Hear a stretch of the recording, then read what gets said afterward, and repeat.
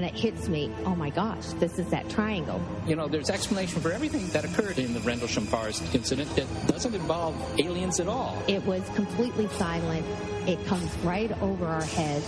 He saw a classic flying saucer really standing in the clearing. He turned over to my father and held his hand, and he looked in his eyes and he said, "We're not alone."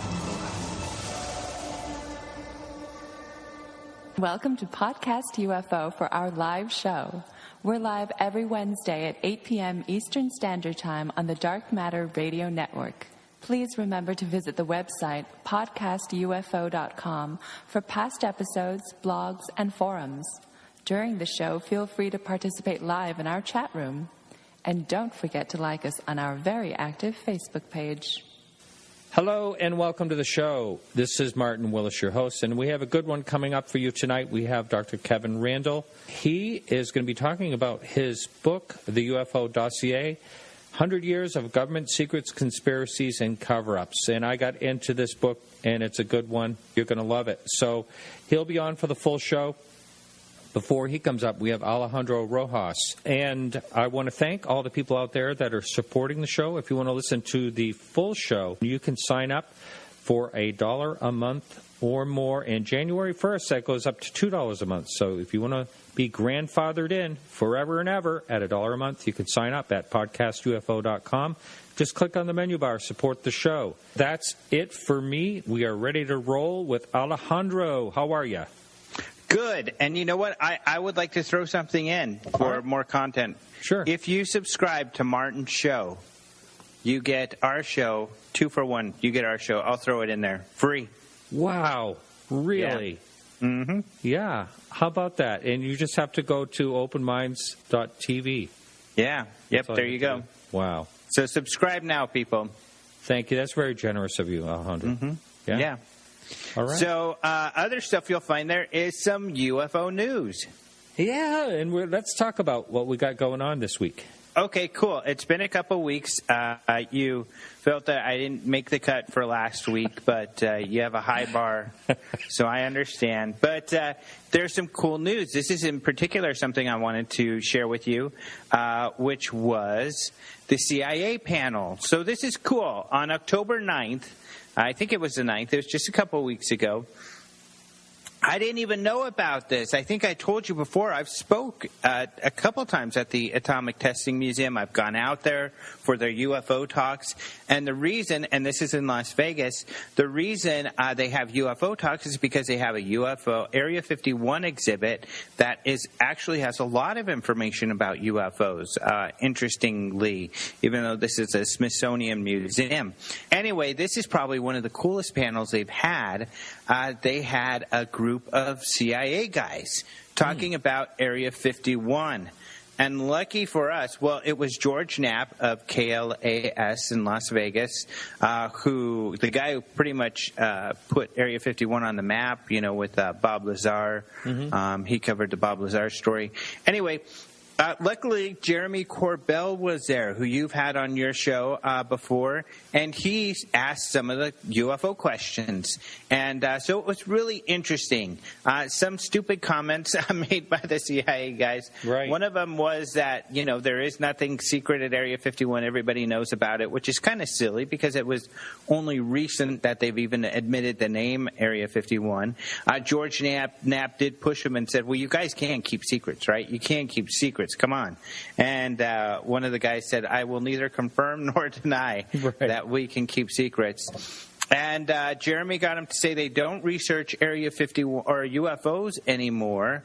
But he said, there is a Site 4 on Area 51, right? An S4. And the two guys, you know, the historian and one of the engineers who worked there were like, no. But one of the other workers who has been more forthcoming said, oh, yeah, there's a Site 4. So the good thing is what's interesting is that they had confirmed there is an S4 of some sort. He said it was some kind of storage or something like that. So he didn't say it was, you know, some secret base where they, you know, underground place where they look at alien spacecraft, like Bob Lazar says, but it's the first time on record I think I've heard where there was an S4, so that's kind of exciting. It is. Now, does that actually help confirm a little bit of Bob Lazar's story? I don't know. Opinion? The hard part is that they said it was a storage area, not. And in fact, Jeremy said he's been told that there are several Site 4s, that there are other names. In fact, I think they even said there's a Site 4 that's called Area 52 or something like that, or in Area 52. So it seems like it was a common term used. There are Site 4s in the area. Does that? I don't know. If it really gets us anywhere except for maybe it does, at least that there is an S4, and it was suspicious, that these guys lied. It's great because George Knapp has a video where he covers the whole thing, and he reminds people that the CIA is not here about, they weren't created to tell us the truth, that their whole thing is deception. Yeah, the great one thing, video. Last week we had Michael Shermer on the show, and one thing I totally agree with what he said many times, actually, is the government lies to us. He actually said that, which I was kind of surprised, but it's totally true. And this is actually one of my favorite George Knapp investigative reports that I've seen. It's a real good one. I have that video right up on podcastufo.com. It's down on a blog on the homepage. Also, you can see links to this in the show notes, as well as all the stories we're covering today. On Podcast UFO, that'll jump right over to the original stories over at openminds.tv. Yep, thanks. Yeah, we covered it on the UFO report, and then with an interview with Jeremy, and then we also, on our story, I did put Jeremy's videos of that whole conversation too, which is really cool. So, great. Yeah, great story. Yeah, all right. So that's all on the same page as the original report that you did? Yep. Okay, great. Yep. Yeah, so another fun story that is from the Siberian Times. This is kind of a cool one. This is a story about a UFO sighting recently where this lady said she saw a large dish-shaped object with a bunch of green lights and multicolored lights, essentially. But she said her and her son were watching it with some passerbys, and then this thing moved close to them. And when it did, these two men who were looking at it got scared, and they ran away, and they ran into a building. And she said she was just looking at it in awe. She says, I couldn't believe that something like this exists. And then her son grabbed her hand, and they ran away. So it was big enough and close enough that they really freaked out about it. This was in a town called Ulan-Ude, and this is near a lake. It's Lake Baikal, and there's a lot of sighting reports near this lake. So there were other reports nearby of strange lights. Earlier, there was a sighting that had taken place in the area where this guy said he saw some green lights, and this was in 2010 actually, and in the story there were pictures of these lights. There's another gentleman who took pictures of red lights years earlier. That's also in the story, and there's some pretty interesting pictures, but just kind of a neat story. Also, a ring was seen, and they think it could be a UFO. And there's a picture in the story, but it's unclear where the picture actually comes from. If it is the sighting, that they're writing about, but it's an interesting picture. Some people have noted that it looks more like a cloud or something, and they're probably right. But the other pictures are really interesting. So, yeah, I guess this lake, which turns out to be the largest freshwater lake, it is something like 5,000 feet deep. Wow. Yeah, huge. That's amazing. I've never heard of a lake that deep. That's crazy. Yeah. There's a lot of, in Siberia, you think of, I want to say, Dyatlov Pass incident.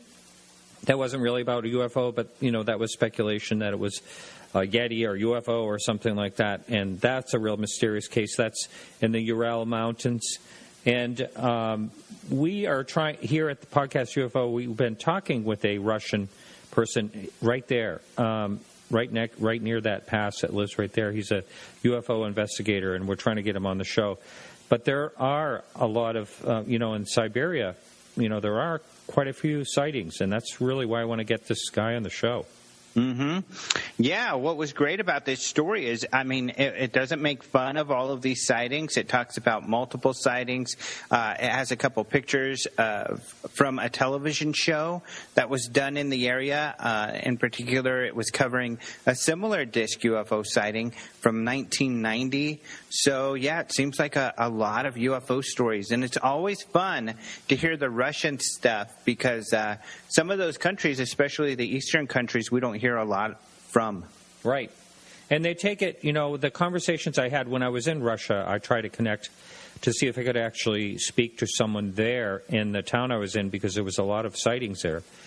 And but the one thing as far as I could get, it wasn't really that far, but I did get connected through people in England that knew people in Russia and stuff like that. They really do take the topic very seriously there. Mm-hmm. It's cool. There's not a big a bunch of ridicule about it or debunking and all that. They take it serious. Not like these goofy Americans, huh? Yeah. Like this Shermer guy. That's right. Yeah. Yeah, what a character. So another UFO sighting from another country, a country we hear a lot from, the Brits, is a story that we have from Roger Marsh. So this was a MUFON sighting. Of course, we love our British friends. We have a lot of listeners, I know, with open minds that are from the UK. Do you also? Yes, it's the second most listened to in Google Analytics. Yeah, it's fun. And Australians, and it's so much they're fun. About third or fourth, and Australia only has like 2 million people. Yeah, Something like it's that. Fun. Yeah. It's so fun to be talking to these people. So this is for our British friends. This is a sighting that happened about 2:55 p.m. on July 5th. And, of course, we always say in Britain, and we don't say where. It says London time here. In fact, so I guess it's in London. I didn't know where it's from, to be honest. I apologize for that.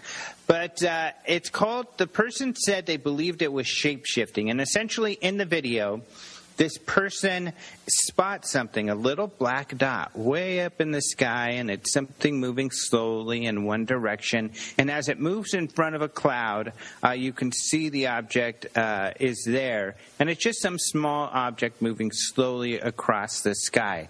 So it's hard to say what it is. It's not a bird, I don't think, because it's moving smoothly and steadily. I suppose it could be a balloon.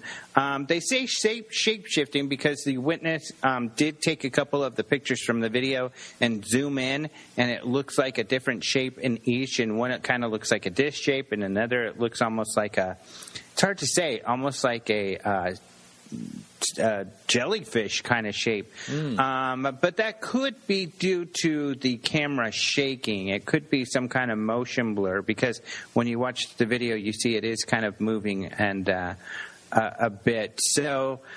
But it's interesting. Don't know what it is. It's a nice video, and it's kind of an interesting sighting. Yeah, you have, in the past, you hear about people actually making a reference to jellyfish in UFOs. I've heard that a number of times.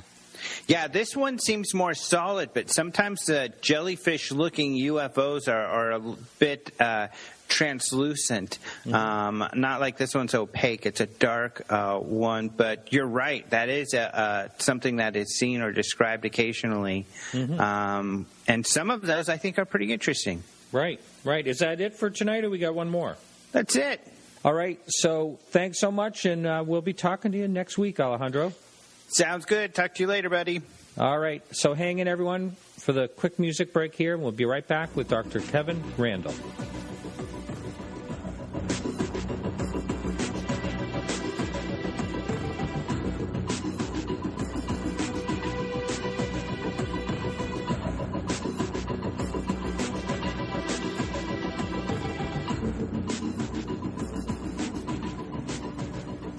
That music's by Carrie Lloyd Whitehouse. And I want to just make a correction here. I was just corrected in the chat room.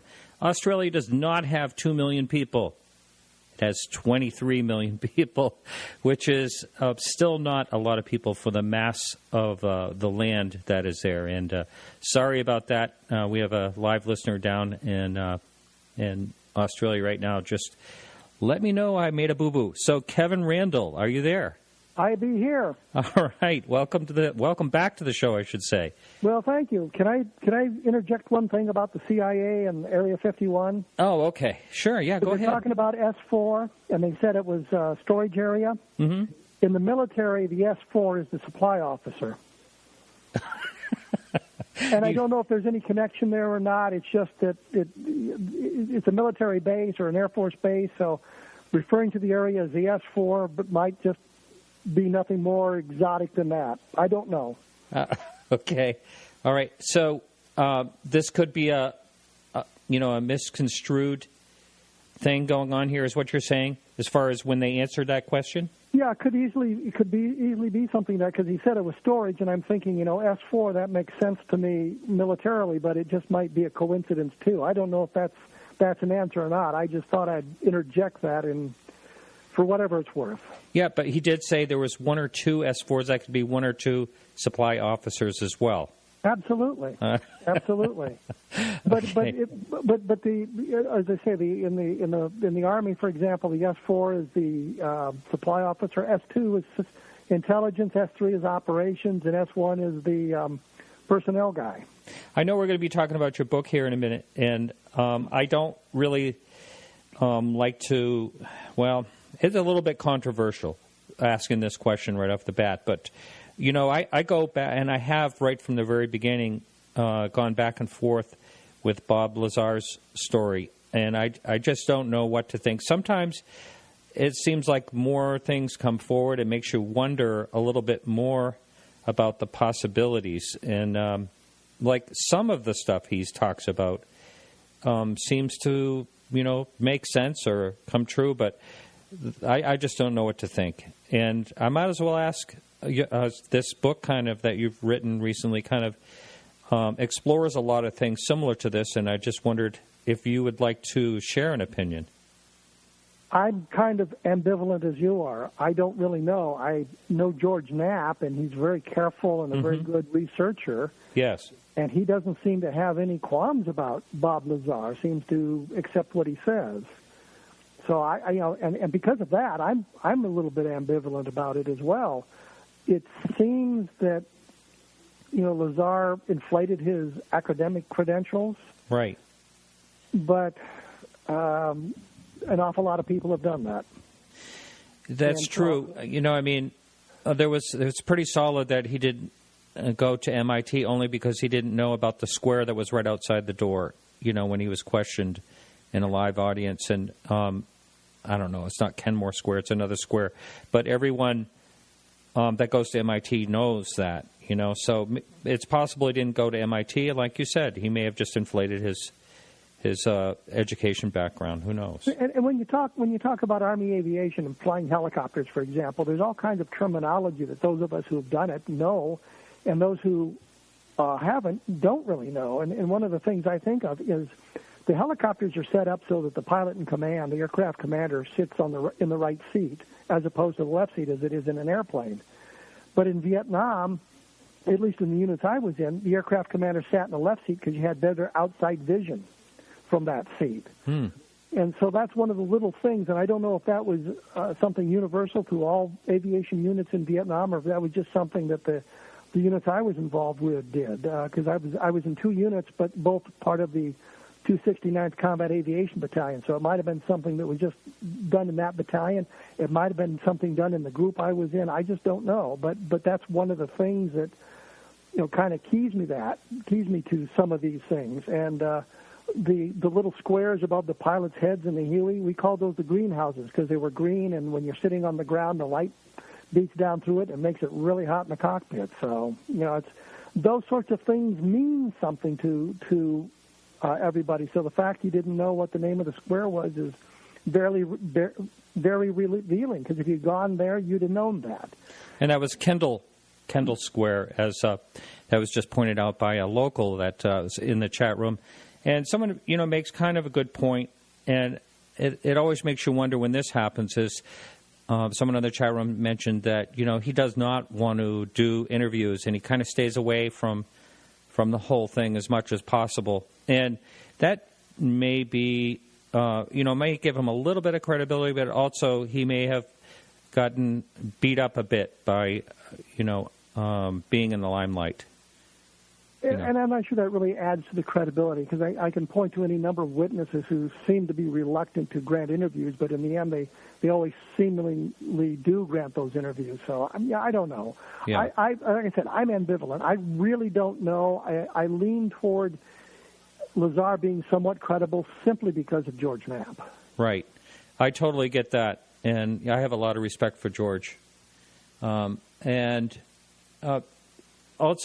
I think that, I heard through a friend of George that, I shouldn't even say this, but there are some questions here and there, and it really does make you wonder. And there's so many things that can be questioned, and a lot of these things are taken at face value and end up being a myth, and then hard to let go of a lot of times by certain people. That topic does come up on the show here and there. And Brett Steiger said something to me a long time ago, which was that he tended to believe the people when they talked to him. He would accept their stories until he found out otherwise. He wouldn't just automatically reject what somebody says, but he gave them the benefit of the doubt. And I always thought that was kind of an interesting way to operate. Although if you're dealing with investigations, you really have to look at the things suspiciously, especially in today's world. I mean, when we began the Roswell investigation, we were talking to a lot of military people, and I just accepted what they said as being true simply because they were military. Frank Kaufman gave us copies of his discharge papers, and then when we got deeper into it, we found out that people were making stuff up. There's a book called Stolen Valor, and it's about all these guys who claim to have been Vietnam veterans and do all this stuff, and it turns out, they're lying about it. In the 1990 census, there was a question, well, are you a Vietnam veteran? And 13 million people said yes. There are 2.5 million Vietnam veterans, period. So 11 million people were lying about it. Wow. On the census form, which gained them absolutely nothing. Isn't that amazing? And you look at a lot of the stories of the atrocities committed in Vietnam, they're from guys who never served in Vietnam, never served in the Army. They're just making the stuff up because that gets them some sort of attention. And it, as a Vietnam veteran, that really annoys me. And if you go to various websites, you can actually prove that I was in Vietnam. There's the 187th Assault Helicopter Company website. And if you go to that, you can find my picture among the pilots who served in the unit. So, I mean, I can certainly prove that I was a Vietnam veteran. But a lot of guys say, well, my records were doctored, and they did this and they did that because all of the clandestine missions I was on, and most of it's a load of crap. So. Wow. There you go. Yeah, I could see why that would rub you the wrong way. Now, getting back to Roswell, you mentioned just a minute ago, I had Michael Shermer on last week, and he had a lot of, he considered it a lot of bunk and said why. And part of what he said was that, I think, I can't say it verbatim, but there was a research of all the top UFO sightings through the late 40s and early 50s. It was done in 1960s, I believe he said, and there were something like 600 of them, and Roswell wasn't even on the list. And that was one of his reasons why Roswell never happened. And then he said, and all these people came forward. And so one of the things... one of the biggest stories in July of 1947 was the crash in Roswell. You go to the newspapers, it's a national story. It's a national story for 3 hours, but it's a national story. You go to the Project Blue Book files, there's absolutely no mention of it in the files. The only thing I found, I think it's a sighting from July 10th. There's a newspaper clipping in it. It's a 4-paragraph newspaper clipping. It's very short, and the third paragraph refers to Lieutenant Warren Haight, whoever the hell he was, that's obviously Walter Haut, being issued a blistering rebuke for announcing they had a flying saucer. So Shermer's reasoning there is bogus because it was a big story for 24 hours. Mm-hmm. And once it came out as a weather balloon, well, nobody wanted to really talk about it. But the next day, this was announced on July 8th. The next day, there's all kinds of stories about how the Army and Navy moved to suppress stories of flying saucers whizzing through the atmosphere. So you look at this and you say, well, up to July 8th, they didn't care. There's all kinds of UFO stories. On July 9th, they say, well, we're trying to stop it, and the sightings fall off from there. So the reasoning, Shermer's reasoning for that is bogus. I mean, if you want to find reasons not to believe in Roswell, there's a lot of them. This just doesn't have to be a good one. Yeah, and one of the things I said to him when he mentioned that all these people came forward as soon as the story broke in, what was it, 1980 or 1979, whenever that was? 1978, when Jesse Marcel was interviewed by, first by Stan Friedman, but then by Len Stringfield and I think it's Steve Tom for a radio station in Chicago, and from there it kind of broke from there. Pratt did his article for the National Enquirer, and then, of course, the Roswell incident came out in 1980.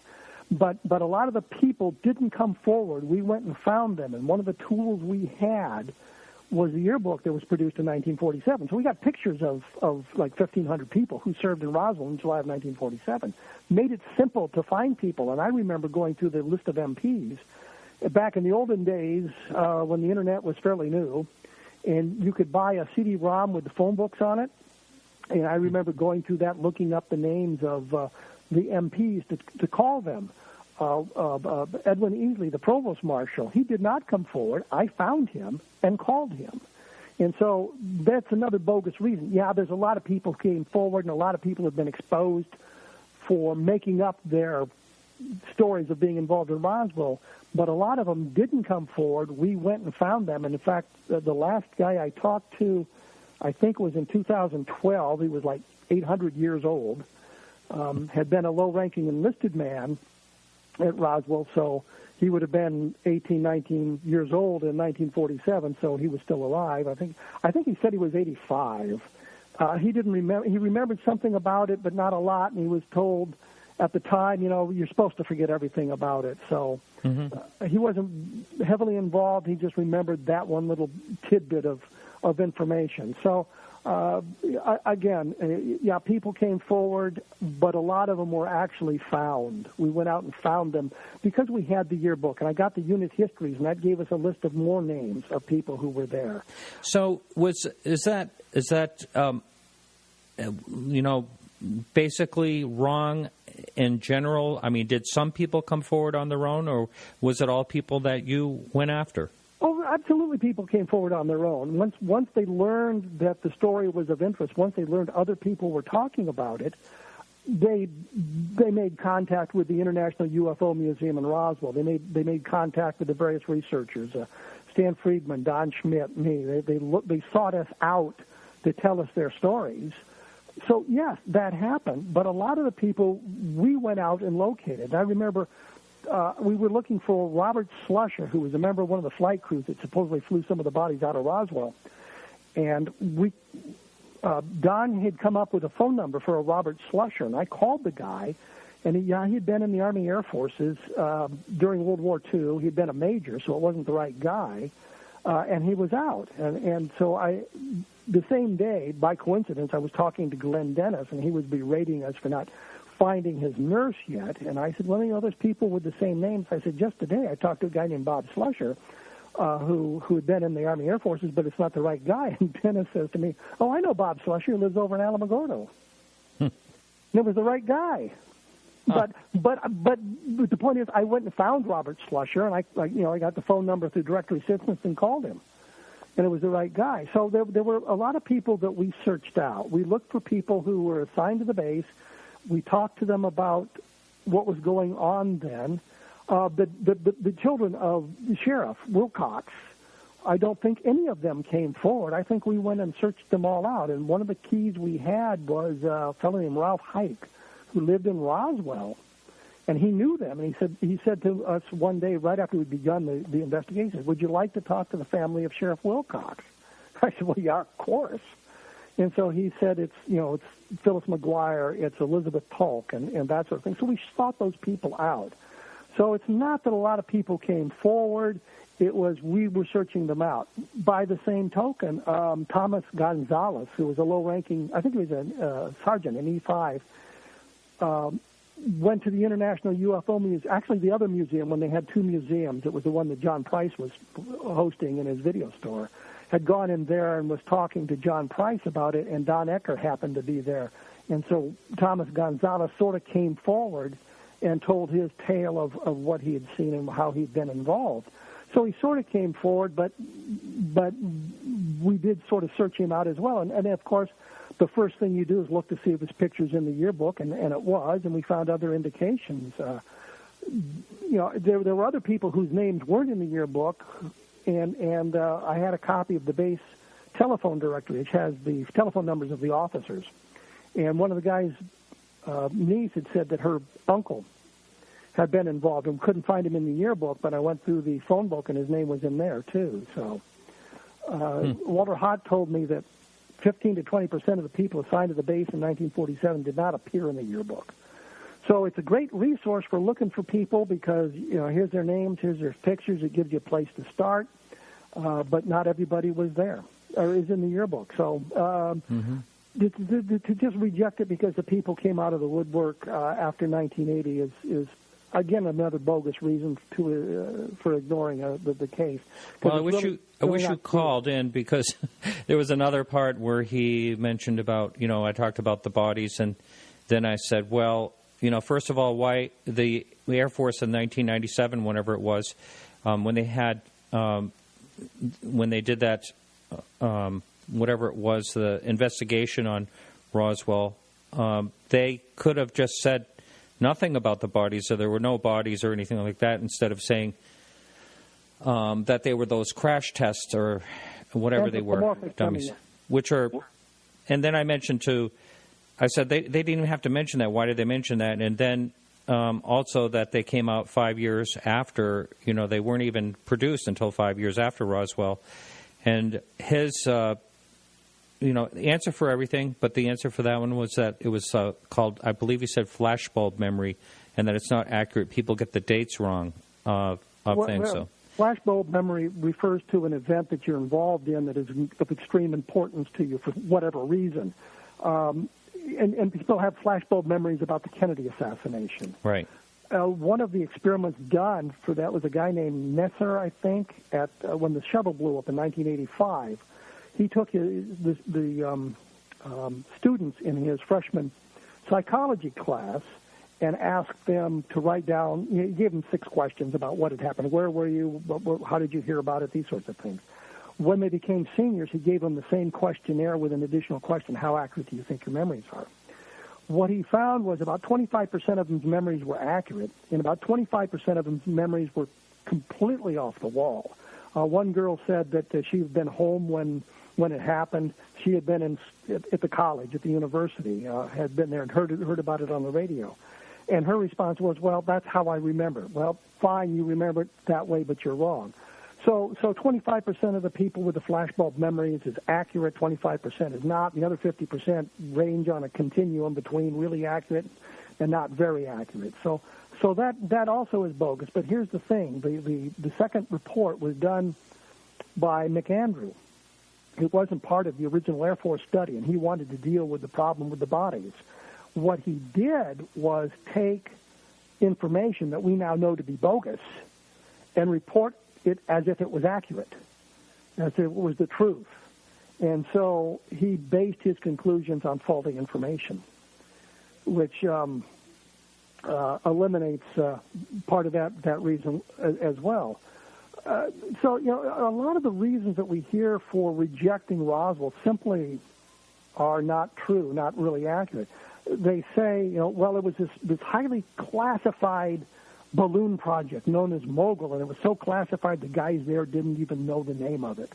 And what we found out was that, A, it really wasn't Project Mogul going on there. It was something called the New York University Constant Level Balloon Project, which ultimate goal was the Mogul spy balloons. But we find out that in the diary kept by the professor leading the experiments, Dr. Albert Crary, he mentions Mogul at least 3 times in his diary, so they clearly knew the name. The equipment being used was off the shelf common balloon equipment. One guy, in fact, on my blog was just complaining, well, they didn't even have these Raywin radar reflectors in New Mexico. They weren't even doing it. And I found an article coincidentally in the Roswell newspaper on July 10th that talked about how the Albuquerque office of the Weather Bureau said, yeah, we've been launching these things for years. So a lot of the reasons are just flat out bogus. So let us say that for whatever reason we reject Mogul. I think we have very good reasons for rejecting Mogul, simply because almost nothing said about it turns out to be true. But even if we reject Mogul, that doesn't get us to the extraterrestrial. It just means this explanation doesn't work. And the anthropomorphic dumbings is absolutely ludicrous to even suggest that. And then to alibi, well, people's memories are wrong. Yeah, that's true. But, this does not account for the descriptions of the bodies that were given. They're not anthropomorphic. They're not humanoid. They're not human-looking bodies. I shouldn't say humanoid, but human-looking bodies.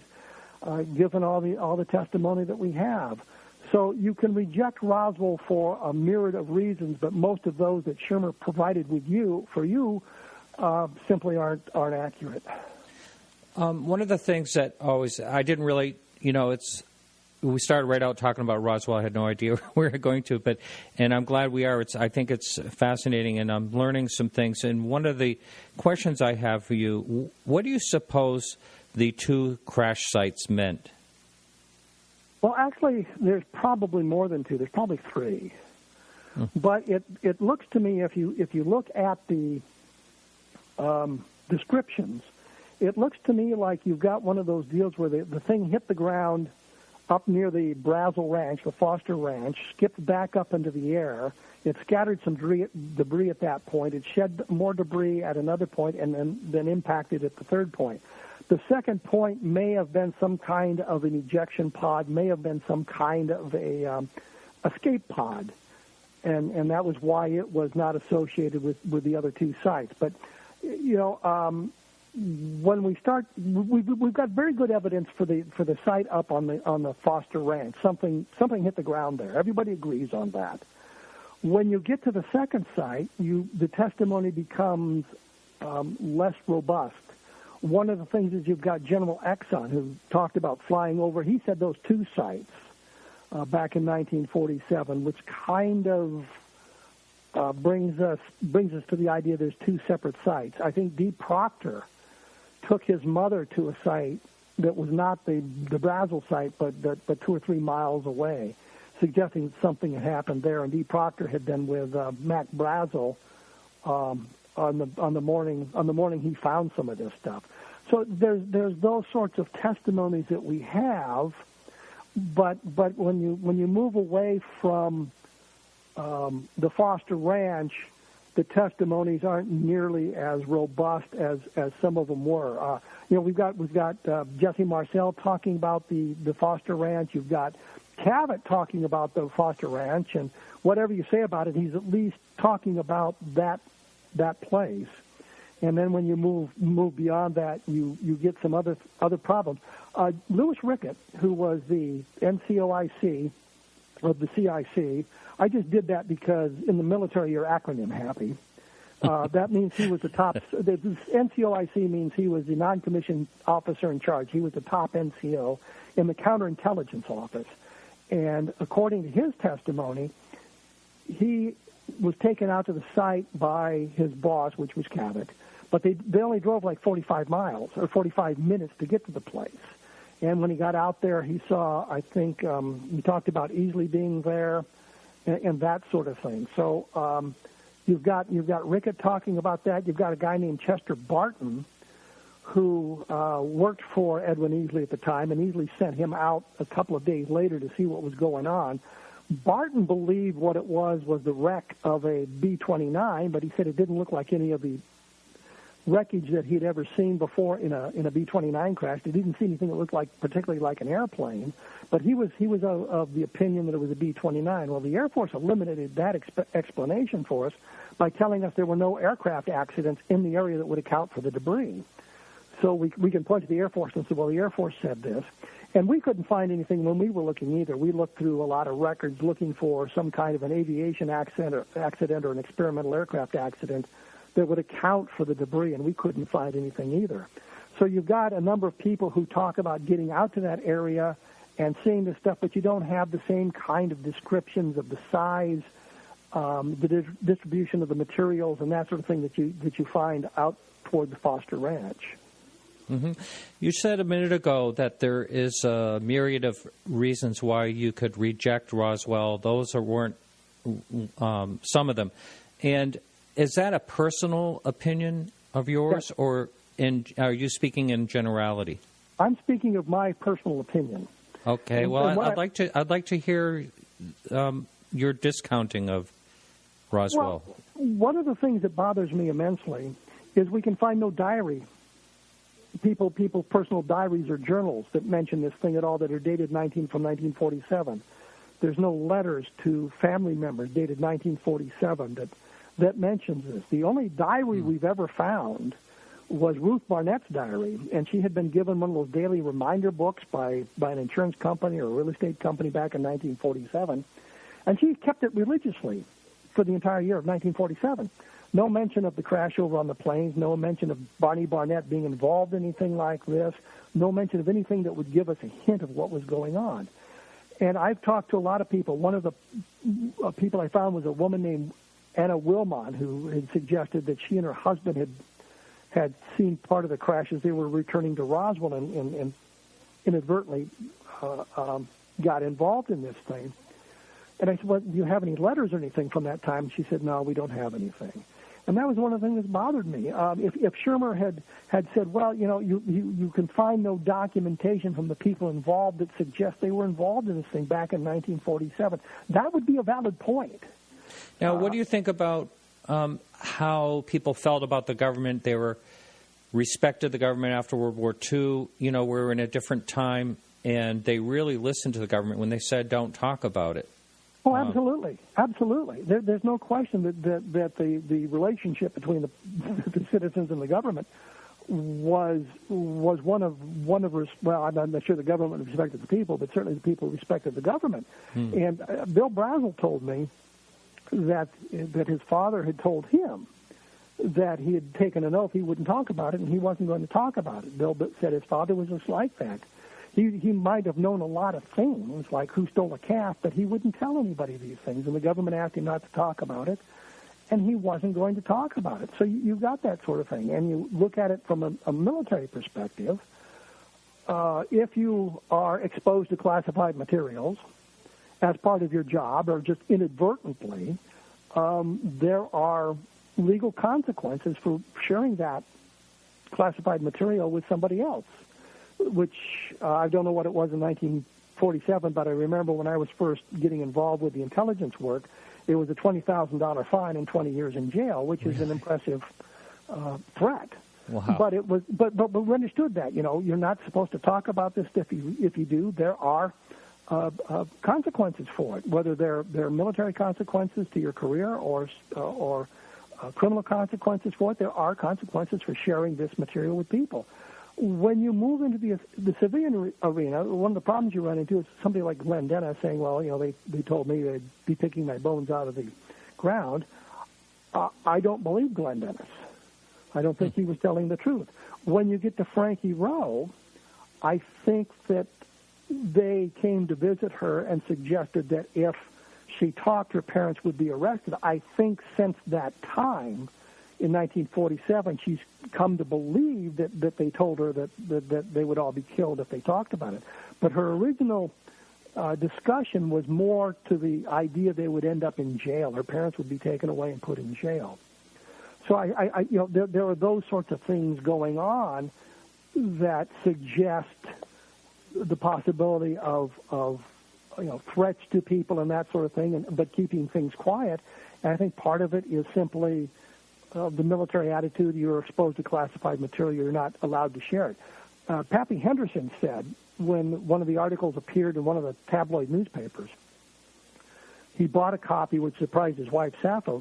She told me that he just never looked at that stuff. And he gave her the newspaper, which had a story about Roswell in it, and told her to read it, and then said, this story's true. I flew the bodies to right field. And he says, I suppose now that they're putting it in the newspaper, I can tell you about it. Technically, he was wrong. Doesn't matter what they put in the newspaper. He learned of the events through his exposure in the military, and it was still classified. It is still classified. He technically couldn't talk about it, but he just verified for her that the story was true. So you've got all those sorts of things going on. Now, there's a question up, or sort of a question or a statement I'll get to in just a second, but one of the things that I had, talked to different people who don't think that Roswell happened, it said, well, why would the Army Air Force go as far as publicizing that they captured a disc? Why would they do that? And there's been some answers. People say, oh, because it was a spy balloon or something. And it's all, in my opinion, kind of ridiculous. But one of the things I've been thinking about lately is if there was some other excuse for them to put that in the papers and announce it on the radio and all that, they didn't have to do any of that. It was a small town. They didn't even have to say that anything was captured or found or anything at all. That was ridiculous. That there was no need for them to even post anything, is what I'm getting at. I think what happened is that when Marcel and Cabot returned to the base, if you go with the descriptions that Marcel provided of the debris field, it was just metallic debris. There was nothing that led you to the extraterrestrial. So that when Cabot and Marcel went and told Blanchard what they had found, they didn't realize the significance of it. And I think Blanchard, well aware of the flying saucer stories going around, thought, well, we've got one. We're going to be able to tell you what it is here in a few minutes. And it's kind of reminiscent of the case from Circleville, Ohio, which I think took place over the July 4th weekend, where a farmer had found actually a ray wind target in a weather balloon and thought that the ray wind, which was covered with foil to reflect the radar signals better, but also in the daylight, the sun would reflect off and it'd be easier for them to track visually. He knew what it was immediately and knew it was some kind of weather device and showed it to the sheriff who knew, who gave it to the newspaper. And I think what happened was on July 8th, when Cabot and Marcel returned to Blanchard's office, and maybe had some pieces of the material which resembled common stuff. I mean, there were things about it that certainly made it uncommon. That he thought, well, we've got an answer, and they just said, well, we found one here in the Roswell area. It was only after they had announced that they found out that there was something else going on. There was something more important going on. So I think that all kind of plays into it. So they were premature in their press release, but they didn't really understand what they had at that time, and that kind of accounts for it. And that explains why within 3 hours the story was retracted. And it was retracted, well, the lower headquarters says we got a flying saucer, and the higher headquarters says, no, it's a weather balloon. Don't worry about it. They've made a mistake, and everybody goes away happy. But what they did do also is you have to remember that the key players are now out of contact with the media. You had Brazel, who's now being held at the base on July 8th. He's at the base. You've got Blanchard, who suddenly goes on leave on a Tuesday afternoon, which makes absolutely no sense to me. Why does somebody go on leave in the middle of the day, unless it's an emergency leave and you've got to get the guy out of here? But there's no indications that there was any kind of emergency that Blanchard had to deal with, family emergency or whatever. It makes no sense. Marcel, they asked for Marcel. Well, he's in Fort Worth. They can't talk to him, and there's General Ramey saying it's a weather balloon. So the story dies at that point. They managed to kill it off very quickly. But what is also interesting is a lot of the hoaxes and misidentifications of this nature that was made in July of 1947 appear in the Project Blue Book files. But as I say, there's no reference to Roswell, and if it's just a balloon, why not? I mean, if it's not that unimportant, why keep it out of Project Blue Book? That makes no sense to me. So I think that the whole idea of the press release is Blanchard jumped the gun because he and Marcel and Cavett didn't understand the significance of what they had. Wow, interesting. We're on live with Kevin Randle. If you'd like to call in, it's 603-967-4030. You can Skype in at Marty Willis. That's MartyWillis. And also, Kevin, up on the message board, someone was asking about the journals and basically why would you assume that people had journals. But my question on that is, when you interviewed these people, did you ask them, did you keep a journal, and did you send letters to families during that time? We asked for documentation, any documentation that you might have. And given people still keep journals today, not quite as readily. Well, actually they do, because they post everything on Facebook. Well, I went to the store today, big whoop, bought a shirt, thought it was fun. But I mean, going back into 1947, a lot of people kept journals, a lot of people kept diaries. And if you were involved with something like that, you would think that they might write it down in their private journal, which is never supposed to see the light of day. Or if they're involved in it, they might have sent a letter to a family member and said, boy, you just don't know what happened today. So we looked for that sort of documentation, and we have been unable to find anything. The best thing we have at the moment is the Ramey memo. That's the photograph of General Ramey holding the piece of paper that was taken on July 8th, 1947. We know when it was taken. We know who took it. We know who's in the picture. And if we could read the document, it might, and I stress that, might give us a clue that would help us understand this whole thing. So we believed that people would keep journals, people would write letters. There would be some sort of documentation that we might blunder into. But we have been unable to find anything like that at all. As I say, the closest thing, well, and that's how the Barnett diary was found. We had asked Alice Knight, who was Barney and I can't remember. Oh, Ruth Barnett about diary, and she said no, they didn't keep anything. And going through a box of books that had been or materials left by her aunt and uncle, she found a diary. And so the first thing that I did was visit with her. And she said, well, you can take it with you as long as you return it. And I was on my way to Albuquerque, and I met with Stan Friedman and Don Schmidt there. Stan actually stood at the Xerox machine and made 3 copies, one for him, one for Don, one for me. And then on my way home, I returned the diary to Ruth Barnett, but there's nothing in the diary to suggest anything at all like that. We have an article written by Inez Wilcox, the sheriff's wife, called 4 Years in the County Jail, and it was an article about her experiences when she was the matron of the jail when her husband was the sheriff. And there's 2 paragraphs or one long paragraph that talks about this event. But the problem is it was clearly added after the original article was written. There's no date on it, which doesn't help us at all.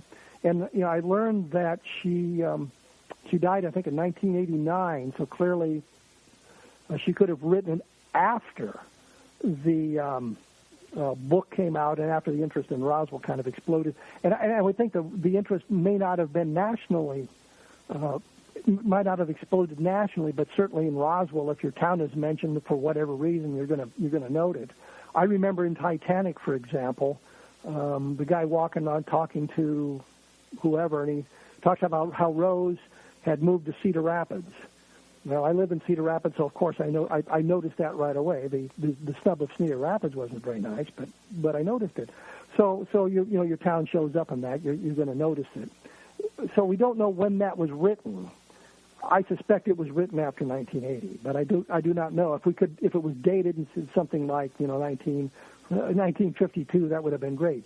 there was an interview with Lydia Schleppe, who was the teletype operator in the radio station, that actually appeared in a 1976 magazine. And again, Stan Friedman and B. Ann Slade were interviewing people about another sighting, and it was her son was involved with it, and she just mentioned that she had been putting the story on the air about the UFO, and the transmission was interrupted. So there's something that predates 1976, predates the interest in this that we've been able to find and locate that kind of helps us out.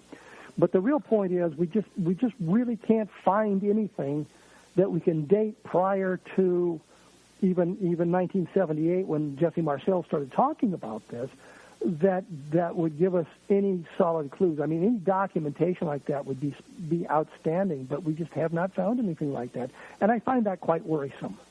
Yeah, I do get that, because, well, on any major event, you look at, like, for instance, Civil War letters, World War II letters, Vietnam letters, something major happens in someone's life and they're corresponding and talking about it, and they feel more free to talk about it when they're sending it away, like across the country or something like that, to a relative.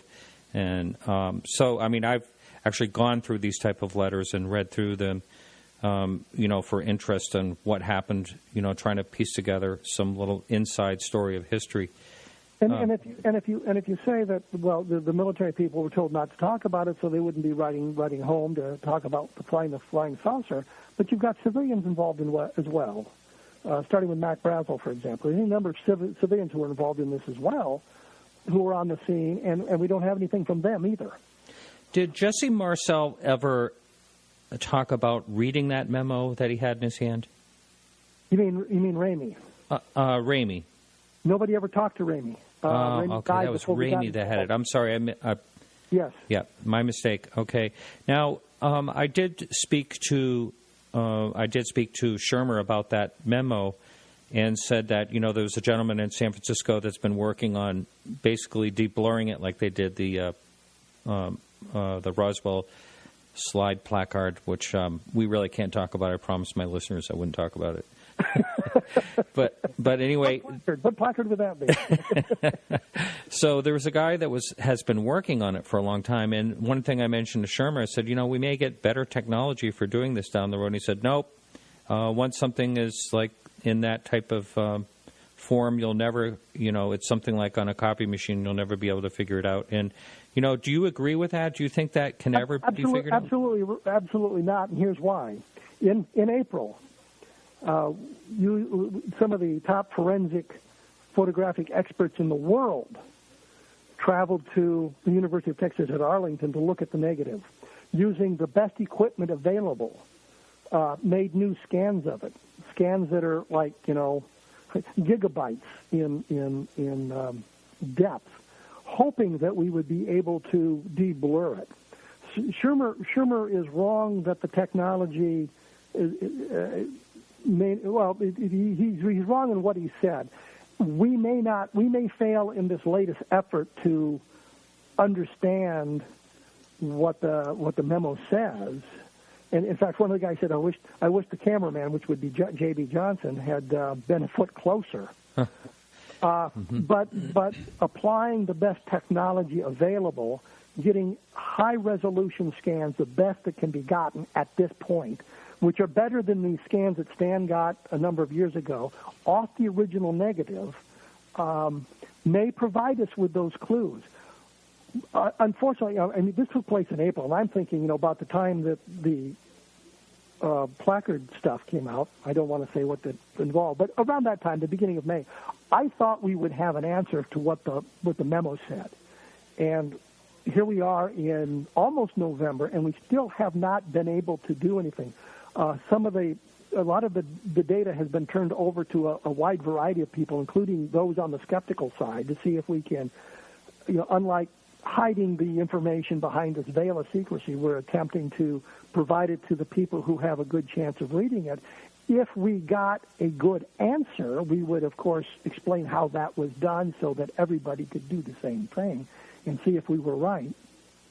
One of the problems we're dealing with is copyright issues, because it turns out that the copyright is not clean. We don't know according to the people at the University of Texas, they're not sure that the copyright transferred from the Star Telegram to the University of Texas. So they're trying to work out the copyright issues, which, there's a problem we didn't need.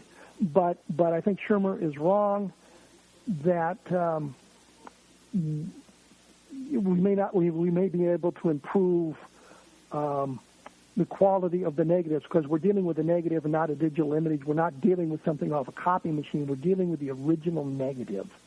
And so there would be information on that original negative that would not necessarily show up in prints, would not necessarily show up in copy negatives, because in that environment, each time you make when you make a print, you've lost some of the quality from the negative. So we're dealing with the original negative that was made in 1947. It's not 35 millimeter film. It's not this crap. I think it's a 4x5 negative from high quality camera. So it was the best film available and the best camera available at the time.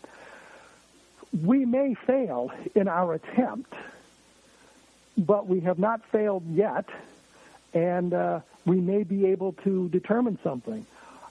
It seems to me that the Ramey memo could be... Johnson said that he brought the document in with him and handed it to Ramey, which, of course, negates the importance of it. He later retracted that and said, no, that's not true. I picked it up off his desk.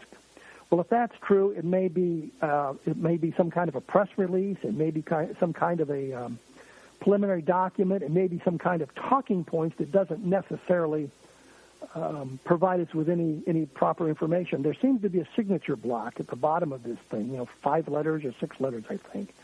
If that can be blurred, if that can be seen, if that can be read with any kind of consensus, that might provide us a clue as to where to go next. So we're looking at all of that stuff, and we're looking for clues that may give us something, some information that may get us somewhere. It may be we end up reading the thing and it really provides us with nothing that we didn't already know, and provides us with no hints of where things are going. But I think Shermer just making a blanket statement, absolutely not, you can't do anything. I'm often astonished that skeptics and scientists would say things like that, especially with all the pronouncements they've made over the years that turned out to be wrong. Like, when they caught the first coelacanth in 1938, they said, it can't possibly be a coelacanth because these things went extinct 75 million years ago. And when they caught the second one, they said, whoops. Yeah. and we've got all kind. And now there's two locations where coelacanths breed, but fishermen don't like them because they don't taste very good, and they're at very deep portions of the ocean, so they're very, very difficult to catch. But I mean, we've got a lot of stuff like that where pronouncements were made by the scientific community about something being absolutely impossible, and it turns out not to be so impossible after all. So it's kind of a surprising statement.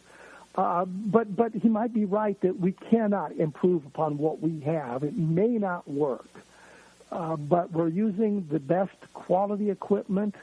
The guy spent a week in Fort Worth gathering data and using all kinds of different techniques in attempts to get the best quality scans from it. Had full cooperation with the University of Texas at Arlington, helping out using one of those digital microscopes on a camera on a microscope.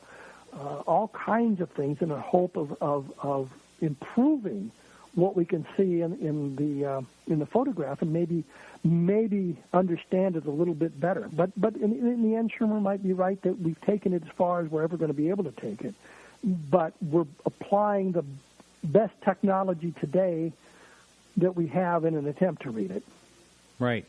Now, we're going to take a break here in just 1 second here, but I wanted to find out, do you happen to know if there was, a photographer usually takes more than one image. Was there ever any talk about a possible secondary or even multiple images of this? He took 6 pictures. He took 2 of Ramey and DeBose, 2 of Marcel. And there is another picture with Ramey holding the document, but the way he's holding it, the angle of it, there's really nothing readable on it. But there is a second image. Wow. Okay. All right, so we'll be right back. So we are going to talk in the second hour about Kevin's book. I thought we were going to get to it in this hour, but it just slipped away. And that book is called The UFO Dossier, and 100 years of government secrets, conspiracies, and cover-ups. So hang in there for the quick music break, and we'll be right back. Well, that's it for the first part of the show. If you'd like to listen to the second part of the show, you can support us at podcastufo.com. It's a real easy system. You just have to sign up once, and monthly subscriptions for as little as $1 a month. And we have an RSS feed that can be dropped into virtually any media player, iPhone or iTunes. And you can also download the full episodes, plus get archives. And so I want to thank some people for helping out with the show today. Keith Rowland for the live show. Peggy Shunning for helping with the Facebook. Remember to like us on Facebook for all the latest UFO news. We'll be back next week at the same time with David Jacobs. And remember, you can listen to the whole show free anytime if you listen on the Dark Matter Digital Network on Wednesday evenings at 8 to 10 p.m. Eastern Standard Time. Thanks a lot, and keep your eyes to the sky.